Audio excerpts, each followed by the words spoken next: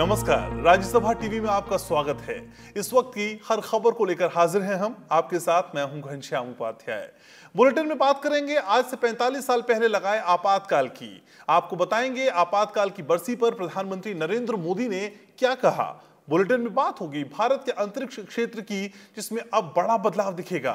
भारतीय अंतरिक्ष अनुसंधान संगठन ने निजी कंपनियों के लिए स्पेस सेक्टर खोल दिया है। इसी के साथ कोविड-19 की हर खबर पर रहेगी नजर। शुरुआत करते हैं बुलेटिन की। पूर्वी लद्दाख की गलवान घाटी में भारत चीन सीमा पर जारी तनाव के बीच आज एक बड़ी खबर आई है।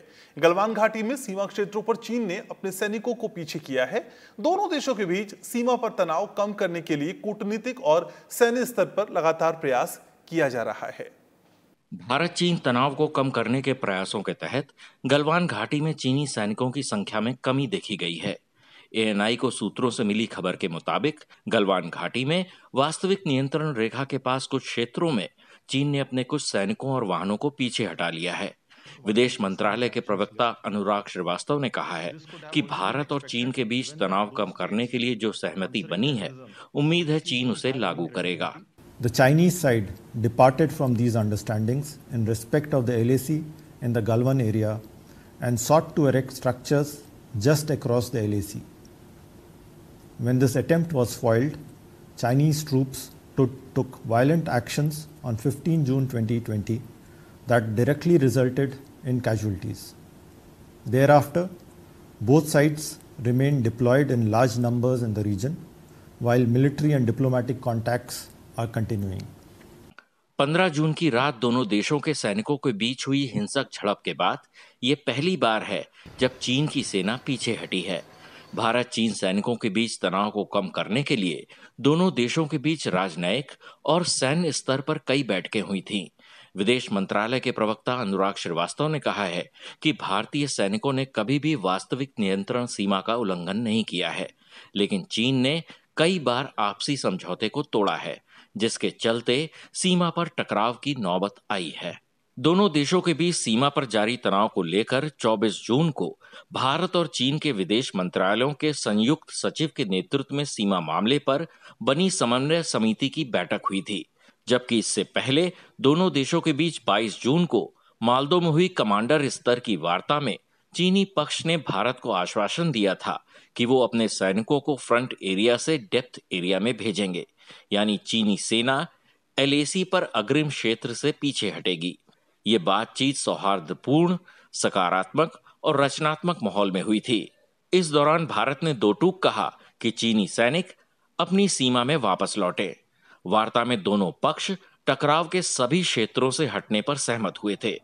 साथ ही ये भी तय किया गया था कि सीमा क्षेत्र में सैनिकों को पूर्व स्थिति में लाने के लिए प्रक्रिया को सकारात्मक माहौल में आगे बढ़ाया जाएगा। अखिलेश सुमन, राज्यसभा टीवी। आज से 45 साल पहले देश में आपातकाल लगाया गया। तत्कालीन प्रधानमंत्री इंदिरा गांधी 21 महीनों तक बेहद ताकतवर सत्ताशीष बनी रही। आपातकाल की आड़ में लोगों से उनका अभिव्यक्ति का अधिकार छीन लिया गया। प्रेस सेंसरशिप, नसबंदी जैसे कई फैसले ऐसे रहे जिनकी वजह से आपातकाल को देश का सबसे काला दिन कहा जाता है। इसके खिलाफ उठी आवाजों ने जल्द ही भारतीय लोकतंत्र में अधिनायकवाद के सिद्धांत को पूरी तरह से खारिज कर दिया। 25 जून 1975 की आधी रात को देश में आपातकाल लगाया गया। 26 जून की सुबह ऑल इंडिया रेडियो पर तत्कालीन प्रधानमंत्री इंदिरा गांधी का संदेश प्रसारित होने से पहले तत्कालीन राष्ट्रपति फखरुद्दीन अली अहमद से आधी रात को ही इस फैसले पर दस्तखत कराए गए। आपातकाल में लोगों के मौलिक अधिकार निलंबित कर दिए गए। देश भर में प्रेस सेंसरशिप लगा दी गई। तमाम अखबारों के दफ्तरों की बिजली काट दी गई। प्रेस के लिए आचार संहिता की घोषणा की गई। आपातकाल के दौरान पुलिस अत्याचार और दमन आम बात थी। निजी फायदे के लिए आपातकाल के दौरान सरकार ने न्यायपालिका के फैसलों को पलटने की कोशिश भी की।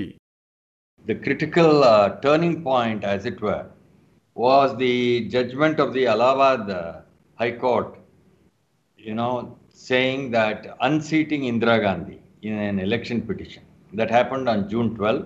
From then, the campaign started within Congress party that come what may, she should not resign as Prime Minister. And it all led up to her decision on 25th of June to impose an emergency using the provisions of Article 352 of the Constitution. आपातकाल लागू होने से पहले देश में राजनीतिक गहमा गहमी का माहौल था। बढ़ती बेरोजगारी, महंगाई और भ्रष्टाचार के खिलाफ तमाम विपक्ष सड़कों पर था। जनता लोकनायक जयप्रकाश नारायण के पीछे लामबंद हो रही थी। गुजरात और बिहार से शुरू हुआ आंदोलन देश भर में फैलने लगा था और इस वजह से सरकार को सत्ता के हाथ से जाने का डर सताने लगा। ऐसे में पूर्व प्रधानमंत्री इंदिरा गांधी के सलाहकारों ने इस आंदोलन से सख्ती से निपटने के लिए कहा। लिहाजा आपातकाल की आड़ लेकर विपक्ष के तमाम नेताओं को भी गिरफ्तार कर लिया गया और उन्हें अज्ञात स्थानों पर जेलों में डाल दिया गया। Our Vice President, Mr. Venkaiah Naidu, he was arrested and he was in jail for 17 months. Then Arun Jaitley, he was another man who went to jail and was there, I think, for 19 months. Among the present ministers in the government, Ravi Shankar Prasad, Ram Vilas Paswan, Prakash Javadekar, these are all people who have suffered jail terms at that time, defending India's or demanding the restoration of democracy. आर्थिक मोर्चे पर भी आपातकाल का काफी नकारात्मक असर पड़ा। इस दौरान आर्थिक नीति में मनचाहा परिवर्तन और श्रमिकों के बुनियादी अधिकारों को कम करने की कोशिश की गई।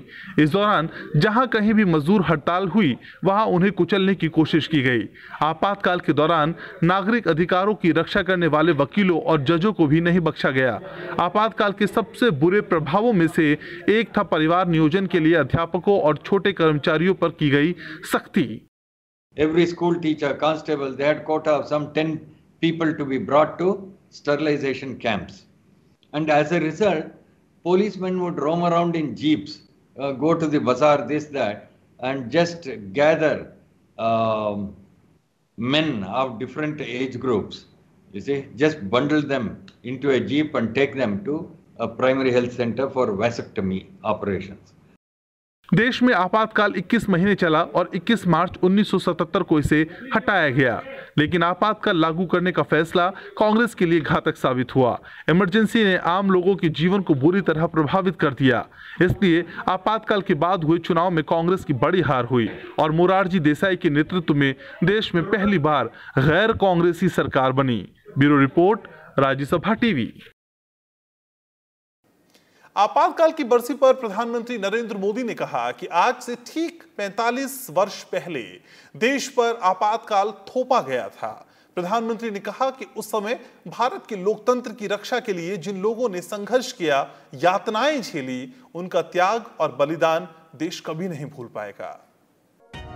भाइयों और बहनों, राष्ट्रपति जी ने आपातकाल की घोषणा की है। आपातकाल के 45 वर्ष पूरा होने पर प्रधानमंत्री नरेंद्र मोदी ने आपातकाल के दौरान यातनाएं सहने वाले वीरों को याद किया। प्रधानमंत्री ने ट्वीट के साथ मन की बात कार्यक्रम का एक ऑडियो भी जारी किया। जब देश में आपातकाल लगाया गया, तब उसका विरोध सिर्फ राजनीतिक दायरे तक सीमित नहीं रहा था, राजनेताओं तक सीमित नहीं रहा था, जेल के सलाखों तक आंदोलन सिमट नहीं गया था। जन जन के दिल में एक आक्रोश था, खोए हुए लोकतंत्र की एक तड़प थी। दिन रात जब समय पर खाना खाते हैं तब भूख क्या होती है इसका पता नहीं होता है, वैसे ही सामान्य जीवन में लोकतंत्र के अधिकारों की क्या मजा है, वो तो तब पता चलता है जब कोई लोकतांत्रिक अधिकारों को छीन लेता है। प्रधानमंत्री ने कहा कि आपातकाल में देश के हर नागरिक को लगने लगा था कि उसका कुछ छिन गया है। आपातकाल में हमने अनुभव किया था और इसीलिए देश अपने लिए नहीं, एक पूरा चुनाव अपने हित के लिए नहीं, लोकतंत्र की रक्षा के लिए आहूत कर चुका था। शायद दुनिया के किसी देश में वहां के जन जन ने लोकतंत्र के लिए अपने बाकी हकों की, अधिकारों की, आवश्यकताओं की परवाह न करते हुए सिर्फ लोकतंत्र के लिए मतदान किया हो, तो ऐसा एक चुनाव इस देश ने 77 में देखा था।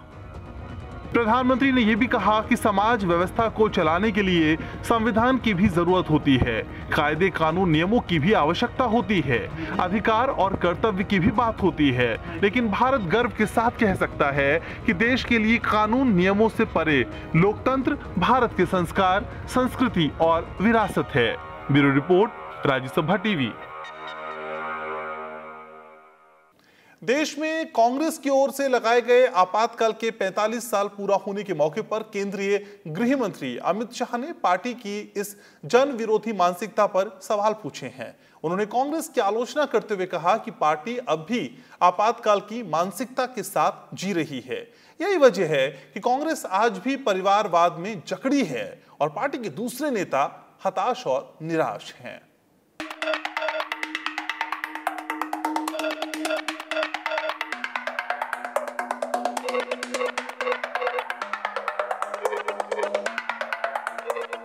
केंद्रीय गृह मंत्री अमित शाह ने 45 साल पहले 25 जून 1975 की उस काली रात को याद किया जब देश को आपातकाल में झोंक दिया गया था। उन्होंने ट्वीट कर लिखा कि सत्ता की लालच में एक परिवार ने पूरे देश में आपातकाल लागू कर दिया था। रातों रात पूरा देश एक जेल में तब्दील हो गया था। प्रेस, न्यायालय और लोगों की जुबान बंद कर दी गई थी। गरीब और असहाय जनता पर ज्यादतियां की गईं।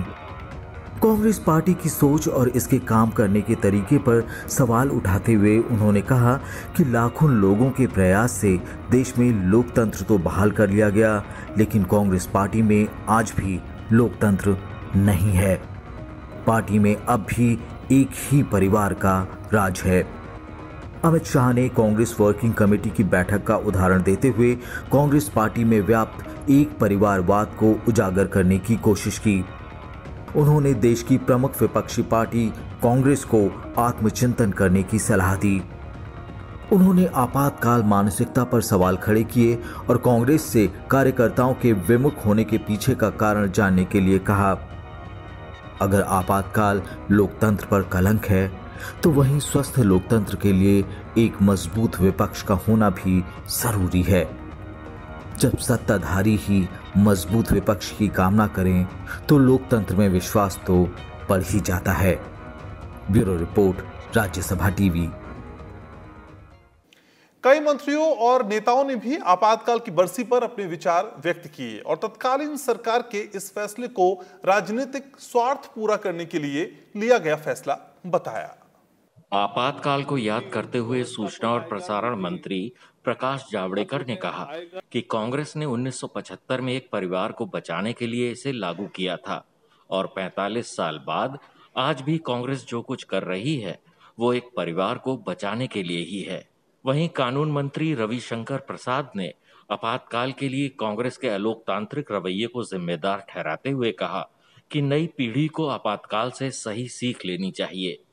मेरी अपेक्षा है कि आज के हमारे जो नौजवान हैं, जो नई पीढ़ियां हैं, वो उस त्रासदी को याद रखें कि कांग्रेस पार्टी ने देश के लोकतांत्रिक मूल्यों का कितना अहित किया था।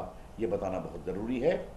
हम एक संकल्प लें कि भारत के लोकतांत्रिक मूल्यों को हमेशा मजबूत रखेंगे और भारत को एक प्रामाणिक लोकतांत्रिक देश के रूप में आगे बढ़ाएंगे। बीजेपी के राष्ट्रीय अध्यक्ष जगत प्रकाश नड्डा ने भी कहा कि तत्कालीन सरकार ने राजनीतिक स्वार्थ के लिए देश पर आपातकाल थोपा था। 1,40,000 लोगों को maintenance of internal security act और DIR defence of Indian rule के तहत जेल के सीखचों के पीछे डाल दिया गया। देश उनको नमन करता है, उन स्वतंत्रता सेनानियों को, लोकतंत्र के सेनानियों को, जिन्होंने आजादी के तरीके की लड़ाई लड़ी और भारत को इस अधिनायकवाद से छुट्टी दिला करके लोकतंत्र को स्थापित किया। देश उनको आज नमन करता है, ये मैं आपके साथ कहना चाहता हूं। भारत के इतिहास में 25 जून की तारीख एक विवादास्पद फैसले के लिए याद की जाती है।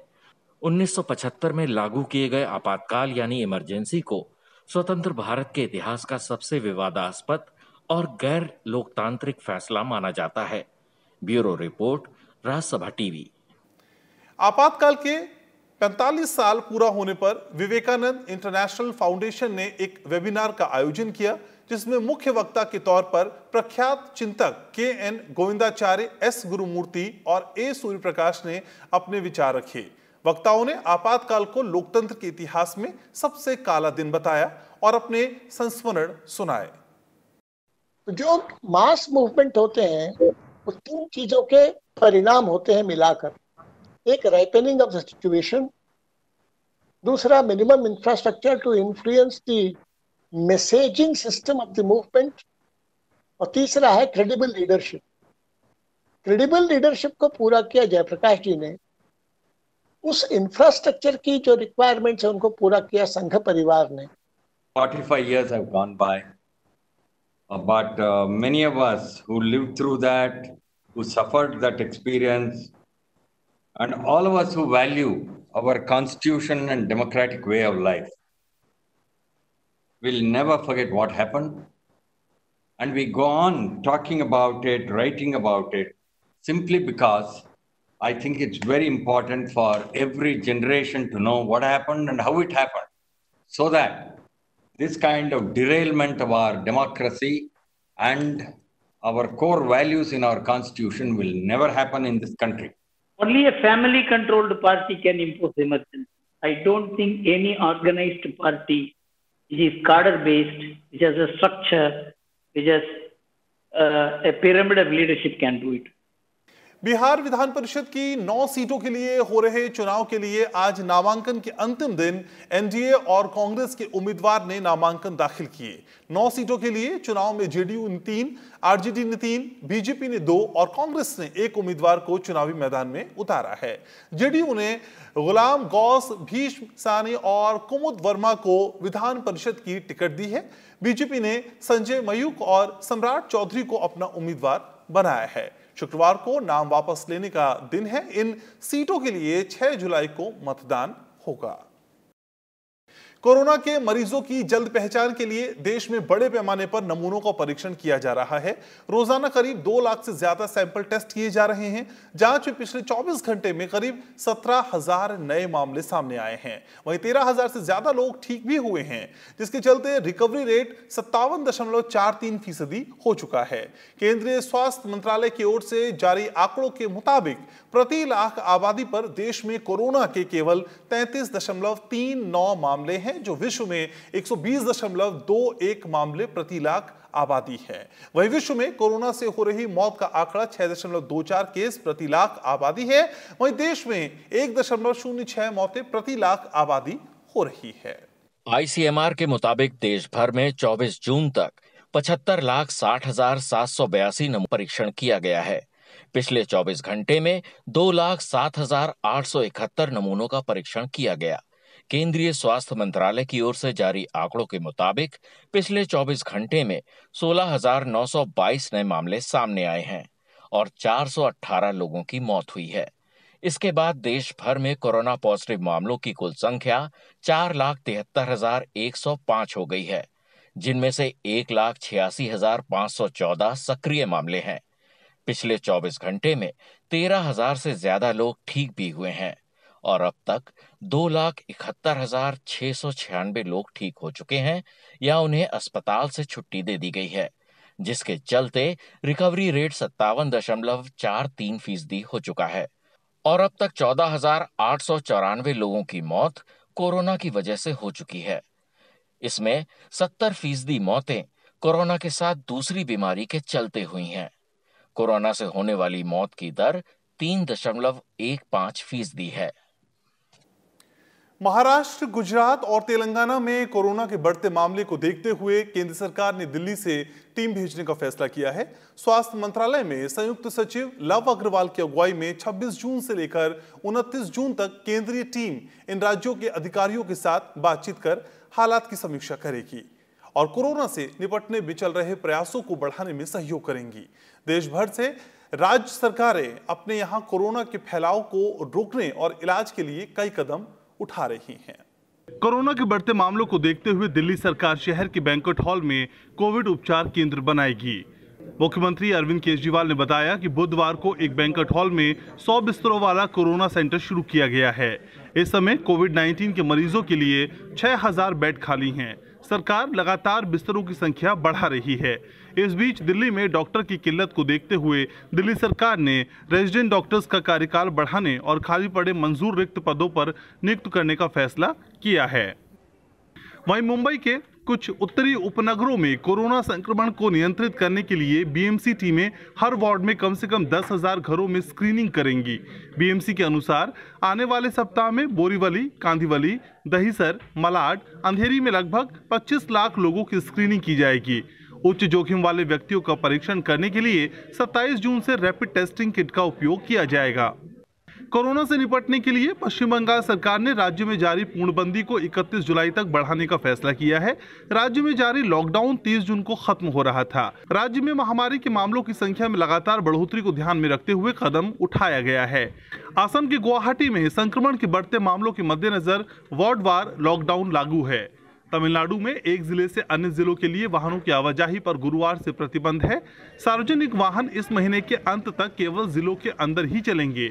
वहीं चेन्नई और मदुरई के साथ थेनी जिले में भी इस महीने के अंत तक पूर्णबंदी लागू कर दी गई है। कर्नाटक में आज से 10वीं बोर्ड की परीक्षा शुरू हो गई है। 8,48,000 से ज्यादा छात्र इस परीक्षा में भाग ले रहे हैं। लगभग 2,900 परीक्षा केंद्र बनाए गए हैं। परीक्षा देने पहुंचे छात्रों को मास्क, सैनिटाइजर दिया गया और थर्मल गन से तापमान की जांच की गई। ये परीक्षा अगले महीने की 4 तारीख तक चलेगी। उत्तर प्रदेश सरकार ने कोविड के संदिग्ध मरीजों की जल्द पहचान के लिए चिकित्सा निगरानी प्रणाली को मजबूत किया है और राज्य के हर ग्राम पंचायतों में एक निगरानी दल तैनात किया गया है। स्वास्थ्य विभाग के मुताबिक प्रदेश में अब तक 6 लाख से ज्यादा संदिग्ध कोरोना वायरस के नमूनों की जांच की जा चुकी है। Bureau report, Rajya Sabha TV. Supreme court ने सीबीएसई की 10वीं और 12वीं बोर्ड की 1 से 15 जुलाई तक होने वाली परीक्षाएं रद्द कर दी हैं। हालांकि 12वीं की बची हुई परीक्षाएं हालात सामान्य होने पर कराई जाएंगी। 3 राज्यों दिल्ली, महाराष्ट्र और तमिलनाडु ने कहा था कि उनके प्रदेश में कोरोना के बढ़ते मामलों की वजह से परीक्षाएं अभी नहीं कराई जा सकती हैं। इसी को लेकर सुप्रीम कोर्ट में आज सुनवाई हुई, जिस पर कोर्ट अपना फैसला सुरक्षित रख चुका है और शुक्रवार को अपना फैसला सुना सकता है। वहीं सॉलिसिटर जनरल तुषार मेहता ने सुप्रीम कोर्ट में जानकारी देते हुए कहा कि हालात सामान्य होने पर 12वीं के छात्रों को दोबारा परीक्षा देने का विकल्प मिलेगा। उन्होंने कहा कि अभी के हिसाब से 12वीं के छात्रों का पिछली 3 परीक्षाओं के आधार पर मूल्यांकन किया जाएगा, जैसा 10वीं कक्षा में ये प्रक्रिया अपनाई जा चुकी है। इस बीच आईसीएसई बोर्ड ने भी 10वीं और 12वीं की जुलाई में होने वाली बची हुई परीक्षाएं रद्द करने का फैसला किया है। शिक्षा में वो ताकत है जो बदलाव ला सके। इसी को लेकर केंद्रीय मानव संसाधन विकास मंत्री डॉक्टर रमेश पोखरियाल निशंक ने CII के शिक्षा सम्मेलन में अपने विचार साझा किए। इस सम्मेलन की थीम थी उभरती दुनिया के लिए शिक्षा को फिर से परिभाषित करना। केंद्रीय मानव संसाधन विकास मंत्री रमेश पोखरियाल निशंक ने गुरुवार को CII की शिक्षा सम्मेलन का शुभारंभ किया। वीडियो कॉन्फ्रेंसिंग के जरिए सम्मेलन को संबोधित करते हुए मानव संसाधन विकास मंत्री ने भारत के युवाओं की ताकत का जिक्र करते हुए कहा कि देश में प्रतिभा की कमी नहीं है और 33 करोड़ छात्र छात्राओं के जरिए देश लगातार सफलता हासिल कर सकता है। हम कमजोर नहीं हैं, हमारे पास प्रतिभा की कमी नहीं है, बस समन्वय की कमी है। कैसे करके उसका उपयोग करना। इस देश की जो देश दुनिया का सबसे बड़े लोकतांत्रिक देश है, 130 करोड़ लोगों का ये देश कुछ भी कर सकता है। और आप तो देखिए ना, 25-30 वर्षों तक तो ये यंग इंडिया रहने वाला है, कोई टिकने वाला नहीं हमारे सामने। केंद्रीय मंत्री ने कोरोना काल के संकट पर कहा कि ऐसे वक्त में छात्रों तक शिक्षा पहुंचाना चुनौती भरा काम था, लेकिन ऑनलाइन माध्यम के जरिए देश ने ये करके दिखाया है। उन्होंने कहा कि ऐसे छात्र जिनके पास इंटरनेट का कनेक्शन नहीं था, उनको भी कोरोना संकट में घर बैठे शिक्षा मुहैया कराई गई है। हम विभिन्न माध्यमों से स्वयं और स्वयं प्रभा के 32 चैनल हमारे रेगुलर चलेंगे, 32 चैनल, और वो DTH पर होंगे, वो dish TV, DTH, Tata sky और विभिन्न चैनलों पर होंगे।